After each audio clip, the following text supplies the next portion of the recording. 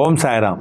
அன்பு சாய் சொந்தங்களே, இந்த அதிகாலை நேர பிரம்ம முகூர்த்தத்தில் நம்ம பண்ணுற பிரார்த்தனை கண்டிப்பாக அதிகமான பலனை கொடுக்கும் அப்படிங்கிறது உலகமே தெரிஞ்ச ஒரு உண்மை. இந்த உண்மையாக நாம் செஞ்சிகிட்ருக்கோம், நாம் அதை செயல்படுத்திக்கிட்டு இருக்கோம். சாய் சொந்தங்கள் எல்லாம் நல்லா இருக்கிறதுக்காக நாம் பிரார்த்தனை பண்ணுறோம். நான் நல்லா இருக்கிறதுக்காக, என் குடும்பம் நல்லா இருக்கிறதுக்காக நிறைய பேர் நீங்கள் பிரார்த்தனை பண்ணுறீங்க. இப்போ பாருங்கள், ஒரு குட்டி கிராமத்தில் ஒருத்தர் வந்து பிரார்த்தனை பண்ணுறாரு.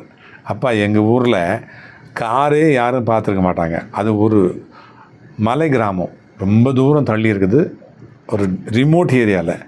அந்த மலை கிராமத்தில் ஒருத்தர் பிரார்த்தனை பண்ணுறாரு. அப்பா, எங்கள் ஊரில் ஒருத்தருக்கு லாட்ரி சீட்டு அடிச்சுது, பெரிய அமௌண்ட்டு வந்துச்சு. அந்த பணத்தை எடுத்துக்கிட்டு தனக்கு காரும் கோட்டு சூட்டு இந்த மாதிரி ட்ரெஸ் எல்லாம் வாங்கிட்டு தொப்பியெல்லாம் வாங்கிட்டு கிராமத்துக்குள்ளே வந்தார்ப்பா. அவர் வந்த உடனே அந்த கிராமத்தில் யாருமே காரையே பார்த்ததில்ல. இவர் வர்ற போகிறவங்கள்ட்டெல்லாம் போயிட்டு காரை எல்லாம் பார்த்து கையை அப்படி எம்ஜிஆர் மாதிரி கை காட்டிக்கிட்டே வர்றவங்க போகிறவங்கள்ட்டெல்லாம் பார்த்து கையை அசைச்சிக்கிட்டே போனார். அந்த கிராமத்தையே சுற்றி வந்தார்.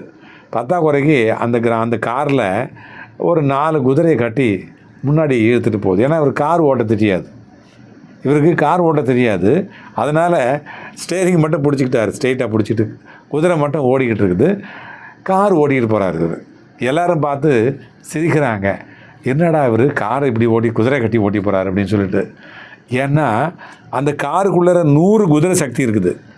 பாருங்கள், அந்த காருக்குள்ளே 100 குதிரை சக்தி இருக்குது. ஆனால் 4 குதிரையை வச்சு இவர் ஓடிட்டு போகிறாரு. தேவையில்லை தானே? உடனே நான் அவருக்கு சொன்னேன், எப்பா, மனுஷால் எல்லாமே இப்படி தான் இருக்கிறாங்க. தனக்குள்ளே அதிகமான சக்தி இருக்கிறத உணராமல் பிறருக்கு நிறைய சக்தி இருக்குது, பிறருக்கு நிறைய திறமை இருக்குது, பிறருக்கு நிறைய வாய்ப்பு இருக்குது, பிறர் நல்ல உயரத்தில் இருக்கிறாங்க அப்படின்னு மற்றவங்களை பார்த்து சில பக்தர்கள், சில மனிதர்கள் ஆச்சரியப்படுறாங்க, வேதனைப்படுறாங்க, வருத்தப்படுறாங்க, பொறாமப்படுறாங்க. இதெல்லாம் இருக்கப்படாது அப்படின்னு அந்த பக்தருக்கு சொன்னேன். பாருங்கள், நம்மக்கிட்ட நிறைய திறமை இருக்குது.